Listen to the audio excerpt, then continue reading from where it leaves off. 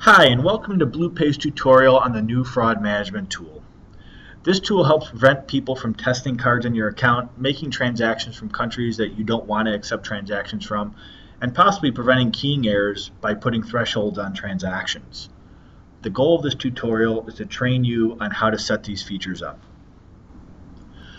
First, I'd like to point out the new button on the left-hand side of your screen, labeled Fraud. If you click that, you'll see a drop-down with 7 items: an overview, the velocity filter, the threshold filter, the AVS and CVV filter, the card issuing country filter, the negative database filter, and the geo-IP tracking filter. Let's click on overview. Here, again, you get to see the 6 major filters on here: velocity, threshold, AVS, card issuing country, negative database, and geo-IP tracking. But then you also get to see what the subcategories are under each. This tutorial, I'll actually walk you through each of the 6 major categories and describe what each of the subcategories do, how to set them up, and how to apply them. Before we go too far, I'd just like to point out how to know if your account has been enabled for the fraud tool.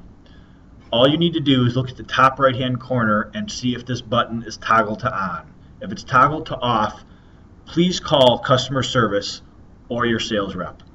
Otherwise, if it's toggled to on, you are all set and ready to go. The subcategories are all automatically check-marked as active. However, if you choose not to use some of these subcategories, you just uncheck the box, and those categories will not be applied to your transactions. The first filter we'll go through is the velocity filter. A key point here is that this filter is applied on all transactions during any 60-minute time period. The 5 major categories are credit amount, sale amount, total amount, transaction count, and transactions per IP. Using the sale amount as an example, if this merchant runs $1,000 in sales in a 60-minute time period and then tries to run another sale in that same 60-minute period, that next sale will be declined and errored out due to fraud. Using the total amount as an example, you can see here by hovering over the question mark button, the maximum dollar amount allowed for all transactions in a 60-minute time period in this case is $2,000. Anything that exceeds $2,000 in that 60-minute period will be declined. The same holds true for all other categories here. The second filter we'll go through is a threshold filter. Key point here, unlike the velocity filter, this is a per transaction filter. You have 2 subcategories, credit transactions and sales transactions, with a minimum and maximum for each. The point of this filter is to set a range that you feel comfortable with for a dollar amount per transaction. In this example here, it's set on a low end at $1, on a high end of $1,000. So any transaction that comes in between $1 and $1,000 is approved. Anything outside that range is declined.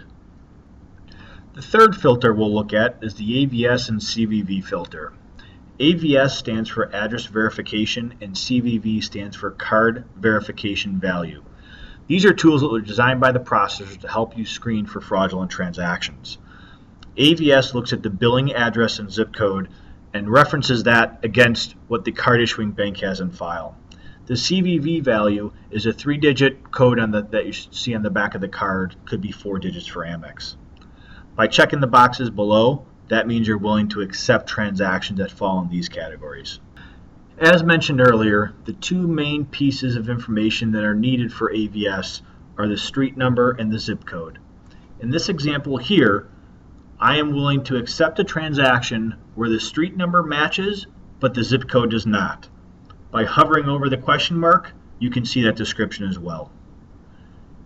If I were to switch, this transaction would say the zip code would match, but the street number would not.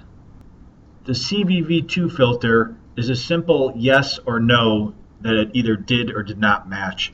Hence, there's no action items here except to turn the flag on. The fourth filter we'll look at is the card issuing country filter.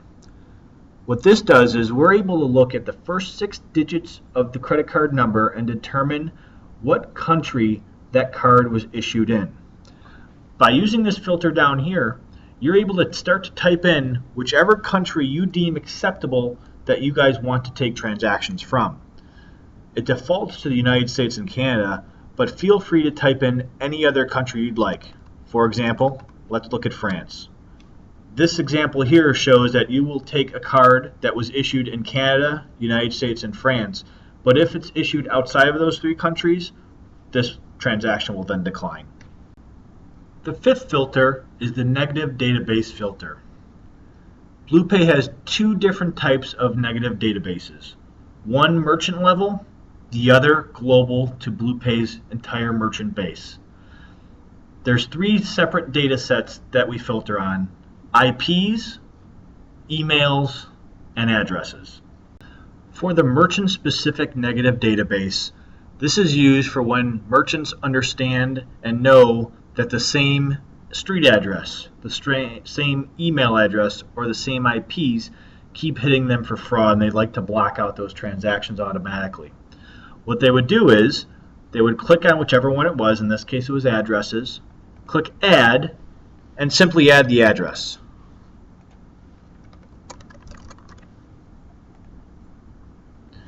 Here now you can see that 123 Main Street has been added.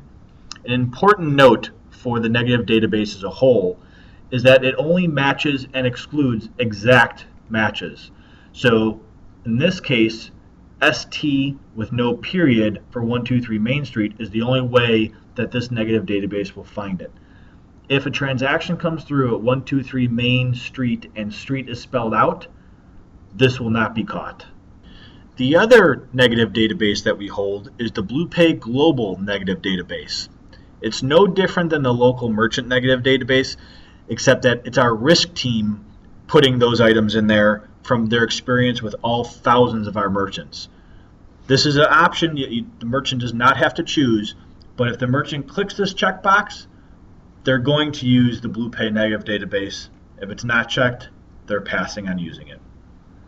The final filter is the GeoIP tracking filter. Much like the card issuing country filter, this gives you the ability to decline transactions that come from a specific country as defined by the IP address of the transaction. In the acceptable countries category, you simply just click on the box to add a new country. You could do either the drop down and pick, or you can just start typing and your country will come up. For example, Ireland. Under this scenario here, as long as the IP address came from Canada, the United States, or Ireland, this transaction will be approved. Any other country, it'll be declined. We'd like to thank you for going through the tutorial on the new fraud management tool. As always, if you have any questions, please give us a call at 800-966-9834. Thanks and have a great day.